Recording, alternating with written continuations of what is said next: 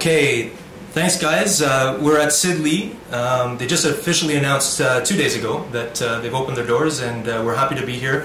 Guys, thanks for joining AdWest Canada. Why don't you officially introduce yourselves for everyone that's watching?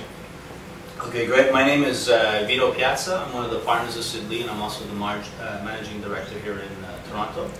And my name is Eric Alper. I'm vice president and head of strategy. Awesome. So it must be very exciting. You guys finally have a presence in Toronto.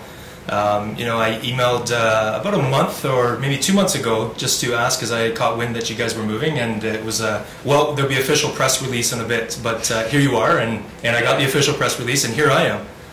So yeah, you were one of the first people to call us to see what was going on, so I guess you have some pretty good connections, but we've been working here in Toronto for a while, just like a long distance relationship, so we've had clients here for a few years. Yep. So it's kind of like, for us, it's a normal step to sort of jump into the city.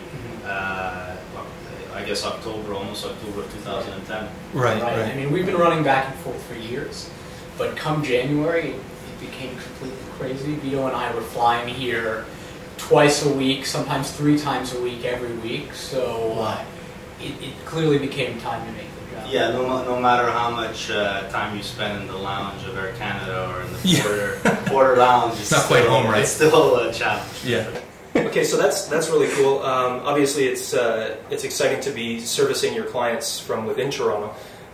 What do you guys feel that is the most beneficial move for Sid Lee coming to Toronto? I mean, there's a few reasons. A lot of people ask us why Toronto, why now, right? Yeah. I think in terms of what is the draw for Toronto, there's a few reasons. The first is just a question of opportunity.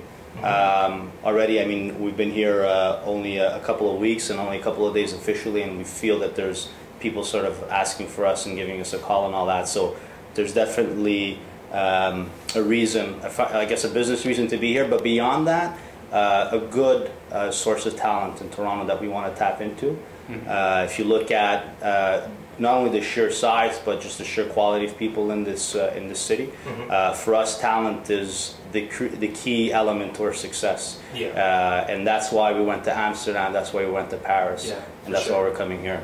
So, exactly. Sorry, go ahead. No, you know, a few months before the opening, we just put a post on Facebook that said that a few of us were going to be at a bar in Queen West. Come on down if you want to meet with us, have a drink on us. And we thought maybe 3 or 4 people would show up, we'd have a nice conversation. No, over 100 people RSVP'd in the first day. Wow. The bar could only seat 40, so embarrassingly enough, we had to uninvite people. You guys are already causing trouble. Exactly, but I mean, it told us that there was pent-up demand, and I mean, there's amazing talent in this city. Absolutely. That are looking to flex their skills in ways that they haven't been challenged to yet.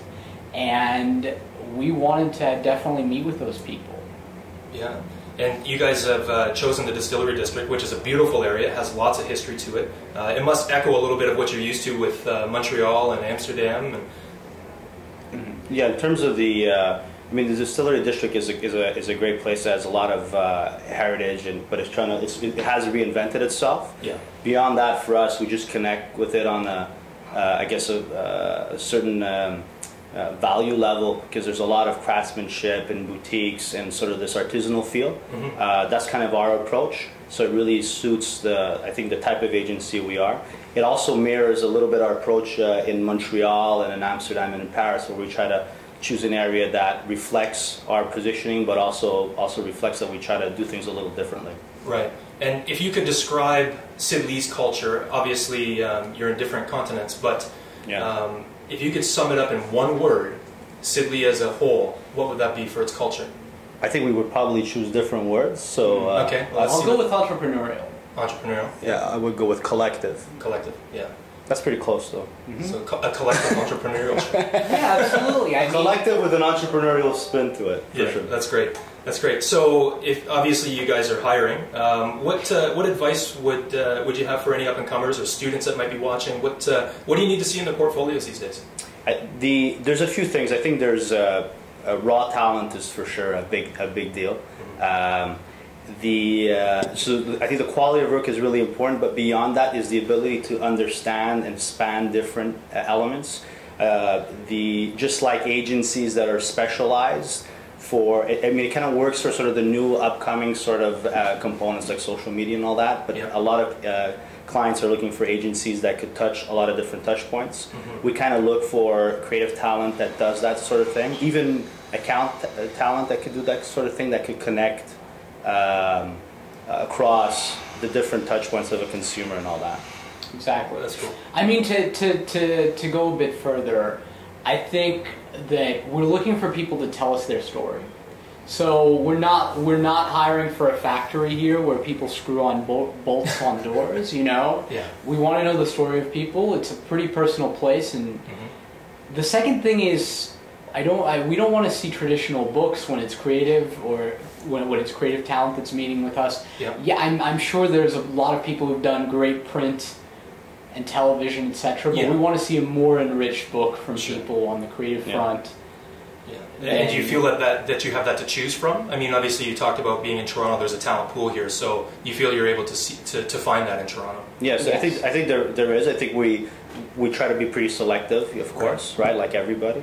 I also want to add that we don't want to just meet people that are unhappy with their jobs, but we want to meet people that are happy with their jobs. So I think we do, because a lot of people, they're like motivated to find other work. Sure. But I think there's also some people that are pretty content with what they're doing. Yeah. But that we kind of do things a little bit differently, and they could find it maybe interesting to give Sid Lee a shot. Right, right. And what do you guys feel? I mean, obviously it's a great benefit that you guys have worked and managed all over the world.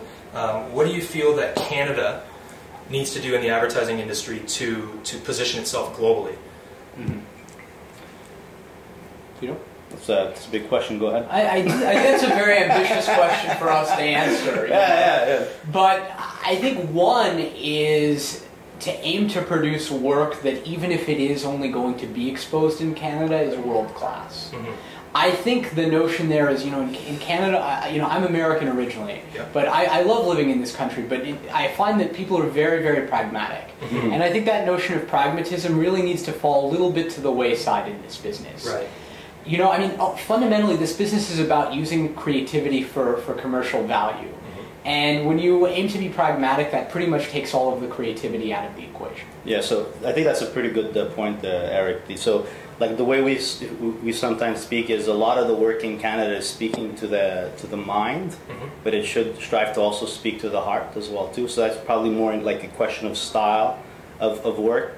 I think beyond that, in terms of actual agencies, it's the willingness to recruit people from international backgrounds. Right.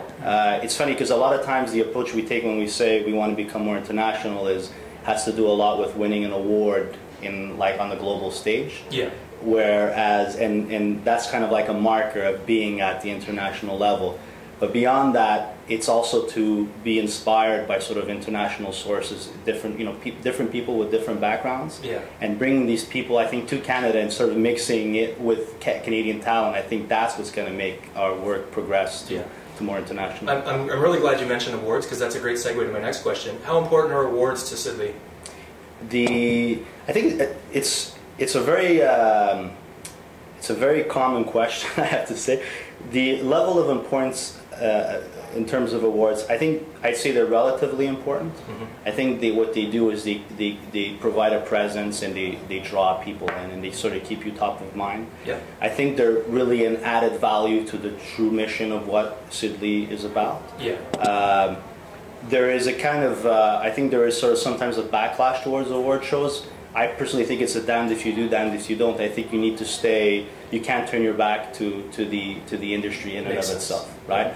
And whether we don't always agree exactly how they're done, I think fundamentally they do have a purpose that is trying to, create a community and sort of, again, that sort of collective feel as well too. So. And for the talent that works on the craft, I think it's very validating and enriching to be recognized for your work, not just by us as managers and leaders, but by your peers. Yeah, for sure. And we see value in that. That makes sense. Well, guys, thanks so much for allowing us to come in and take some of your time up. We're so excited that you're here in Toronto, and we're looking forward to watching you grow and expand and service your clients and do some more amazing work. Thanks so much, guys. Okay, Thank cool. you. Thanks.